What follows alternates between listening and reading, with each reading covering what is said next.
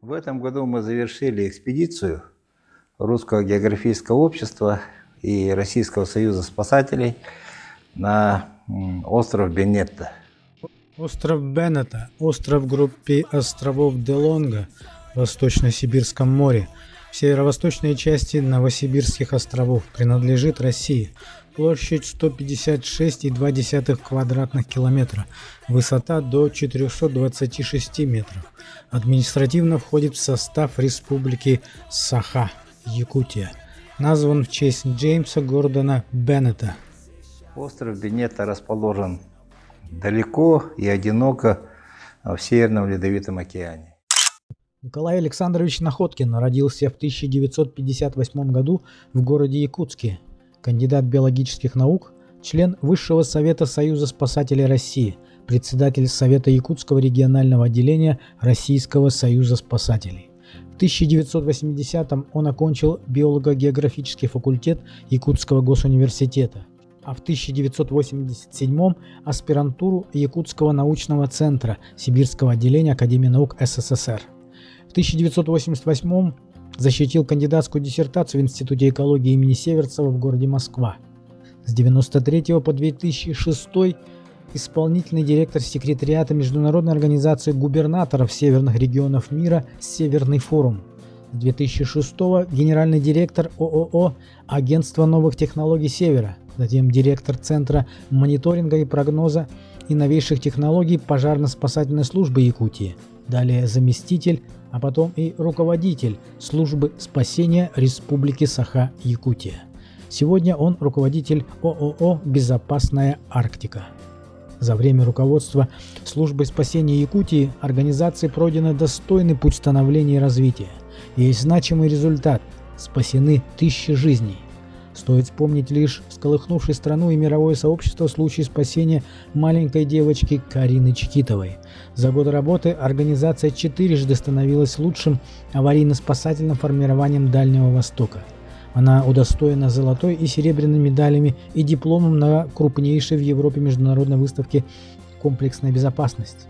Возглавляемый им коллектив 2 раза становился лауреатом инновационной премии МЧС России и Русского географического общества. Получен с десяток патентов на изобретения по спасательным технологиям в экстремальных условиях Севера и Арктики. Примерно около 1000 километров от нашего морского порта Тикси на северо-восток. И нашей задачей было, в первую очередь, изучение. Остров вызвал тем, что на космических съемках в последние годы там видно, что появляются шлейфы дыма. Очень большие. Они доходят до Аляски, до Канады. То есть такие характерные, как для вулканических извержений. Поэтому нам было интересно, с одной стороны, есть ли в Якутии действующий вулкан, и с другой стороны, все знаете, что с потеплением климата уменьшается площадь льдов в Северном Ледовитом океане, и мы знали, что сейчас уходит лед от берега вообще на 1000 километров. А 1000 километров, это считаете, Черное море, она от Грузии до Турции, Болгарии, то есть Беларуси, тоже 1000 километров. И вот такие пространства воды освобождаются ото льда. И поэтому мы запланировали такую экспедицию, посмотреть, что за остров. И он очень мало изученный, потому что в зимнее время там начинается Великая Сибирская полынья, то есть море не замерзает и постоянно там ледоход идет. Зимой идет и летом. Поэтому остров малоизученный, и мне как биологу было интересно посмотреть, что там творится, потому что если меняется климат, то там на острове он меняется без присутствия и без влияния людей. Насколько изменился остров, ну там можно понять. И когда мы подготовили заявку на конкурс в Русское географическое общество, они поддержали. И возник вопрос о том, как туда добираться. В Якутии нету судов с допуском работы в таких высоких широтах. Там значительно дальше, чем идет трасса Севморпути. И мы пришли к выводу, что можно использовать надувные суда из ПВХ баллонов.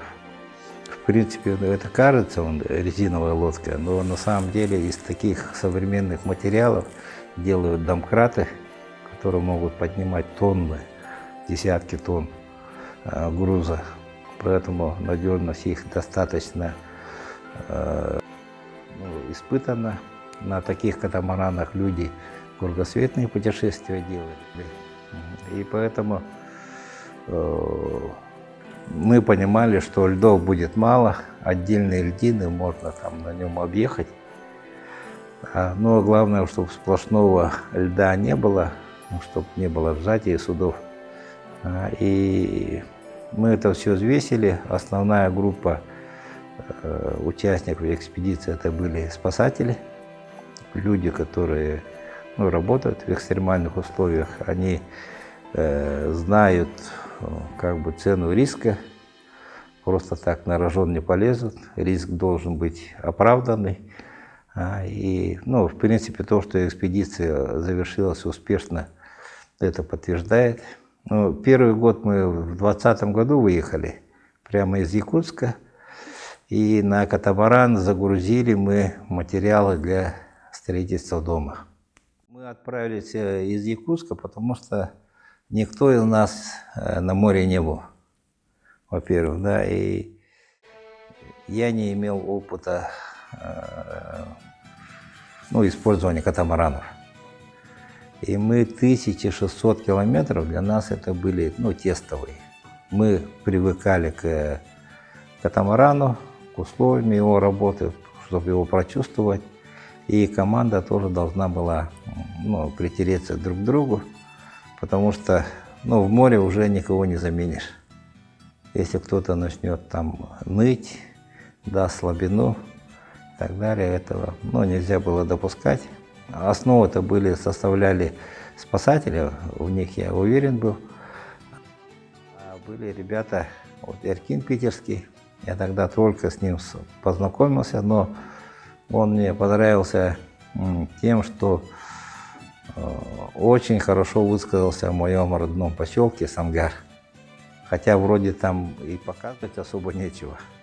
Но он так интересно показал. И мне понравился его и настрой, и дух, и то, что человек приехал из Питера в Якутск. Тоже много говорит. И с ним быстро сошлись.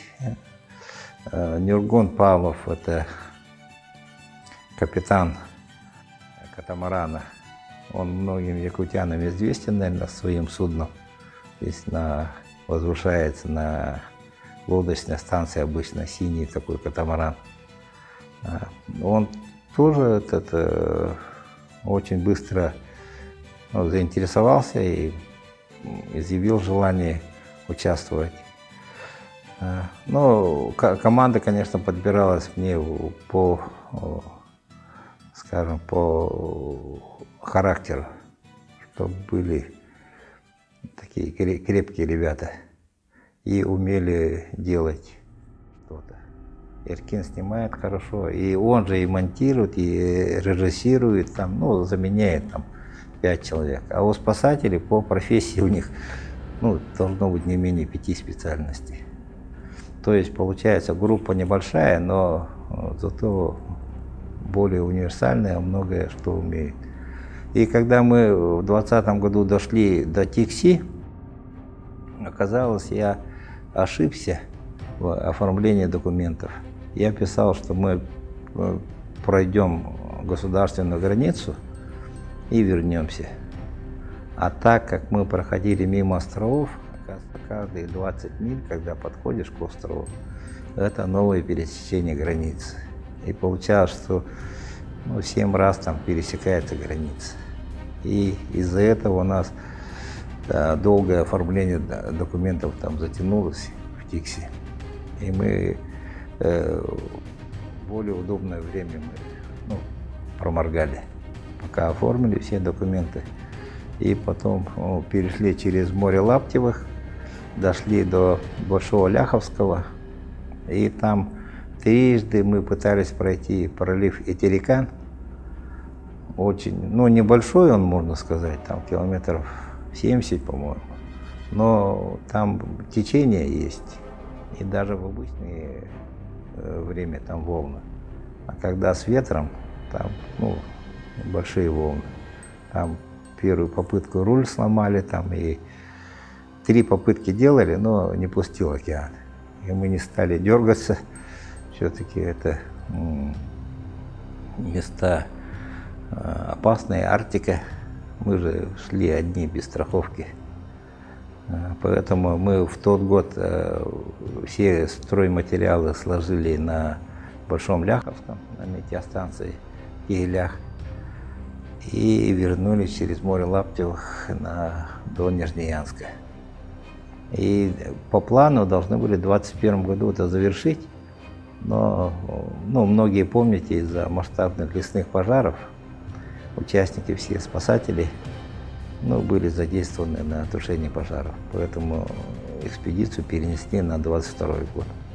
И в этом году мы уже на основе первого опыта подключили второе судно, собрали тримаран, тоже на таком же принципе, собрали его сами, транец ребята сами придумывали. И готовились, и погоды не было, сильно штормило. И 18-го ночью мы вышли с Нижнеянска и очень быстро добрались до Ляховского острова, загрузили стройматериалы на тримаран. А так как получилась разгрузка, у нас чуть повысилась скорость, и все-таки 2 судна друг друга подстраховывали, и пошли мы дальше. Очень нам помогла наша оперативная группа, которая здесь в Якутске контролировала там погоду, разные метеопрогнозы. Она складывала и выдавала нам наиболее вероятный адрес и прогноз. Авиации есть метео для ЛОРПа, судоходных каналов. Есть глобальные там метеопрогнозы, есть прогнозы ветра и так далее, но они все складывали с нашей скоростью, прикидывали, мы успеем проскочить или нет. И потом, смотря от направления ветра, там немного корректировался маршрут. Потому что если впереди есть остров, его можно зайти сбоку, обойти там с востока или с запада, смотря какой ветер. Когда с подветренной стороны идешь, конечно, скорость выше и болтанки меньше, и опасности меньше. И вот так мы, следуя за пятачком тихой погоды, вокруг там шторма были, ровно перед нами на полдня погода благоприятствовала. И чтобы мы не отстать, мы даже не приставали к берегам, и ночевали, и ели, прямо на ходу. И в некоторых моменты мы подолгу не видели суши, по волнам шли.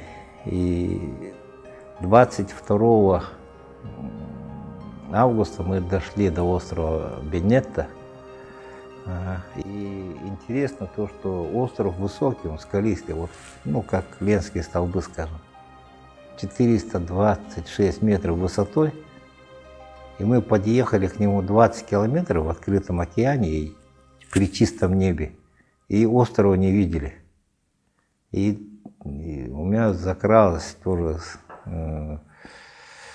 ну, такая мысль, мы не промахнулись ли мы. Он же в океане один стоит такой, небольшой, он 30 на 15 километров. Но оказалось, мы правильно все шли, просто там вода теплее, чем в океане. Из-за этого она парит. Вот как на ТЭЦ зимой парит такая вода, точно так же. Поэтому стены не видно.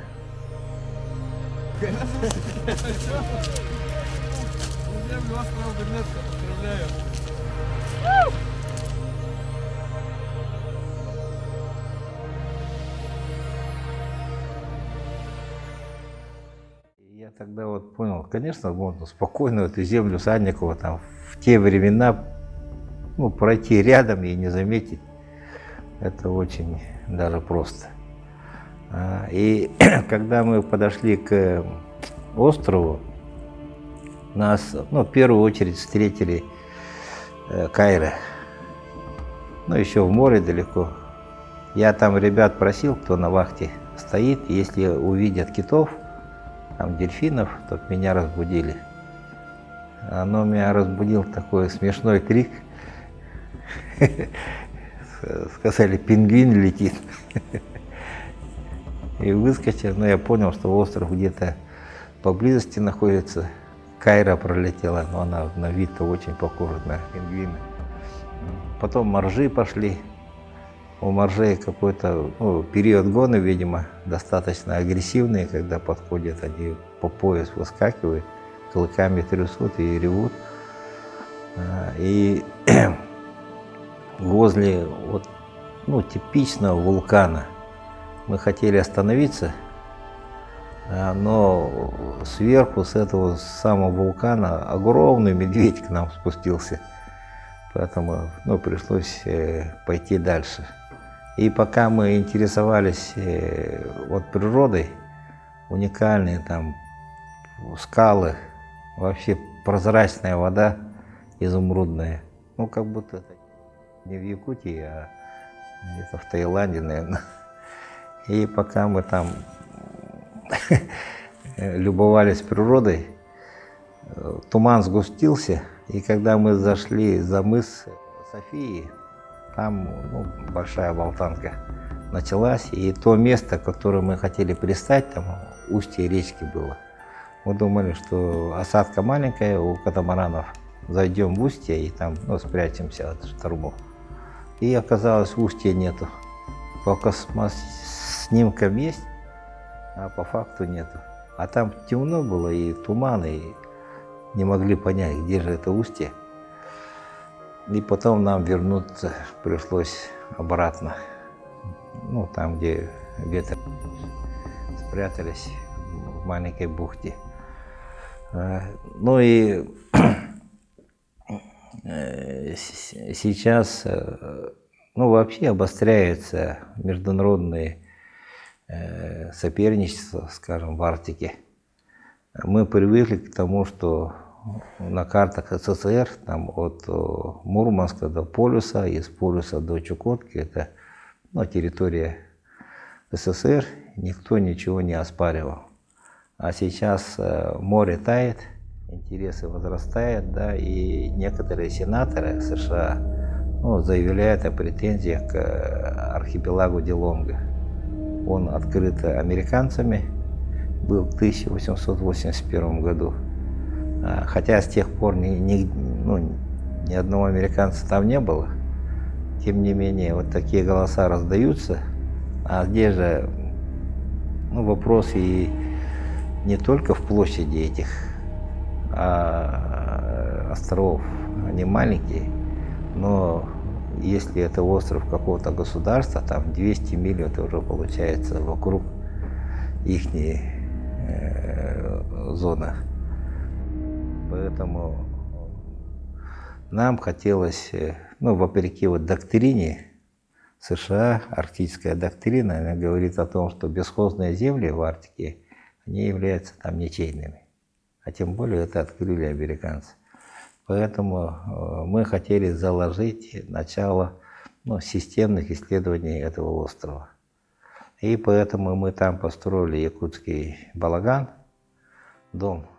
Стройматериал мы привезли с собой и поставили Сергей по всем канонам. Раз Сергей стоит, значит, земля имеет хозяина. К столетию нашей республики это самое к месту оказалось. Дом мы построили, и технологию этого дома придумали тоже сами спасатели. Вот бывает же, некоторые дачу строят там по 5 лет, там, а здесь мы дом под ключ построили за 2 дня. И установили поклонный православный крест. Он был освящен здесь, в Якутской епархии. И он достаточно большой, 7 метров высоты, из металла сделан, полтонны весит, наверное. Вот этот груз тоже у нас мы с собой везли. И вот эти катамараны показали себя очень интересным транспортным средством. Есть большая проблема там, даже в сельском хозяйстве, там, перевести сельхозтехнику с острова на остров. Там, один паром мотается, там, тихоходный. Он очень дорогой, неуклюжий, его с одной реки на другую не перевезешь. А такие вот тримараны, вот, которые мы использовали, их можно перевозить и самолетом, и вертолетом, там, на любом транспорте, на любой водоем. Поэтому он для сельского хозяйства тоже может сыграть большую роль. И мы выполнили, я сам биолог, поэтому у нас была своя научная программа. Один спасатель еще с экспедиции 2016 года, он специализировался на сборе гидропроб, на разные там, микроорганизмы и так далее, фитопланктон.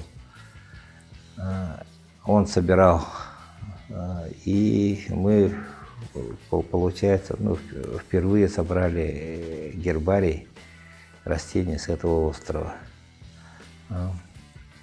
домой. И, конечно, очень нас заинтересовало то, что,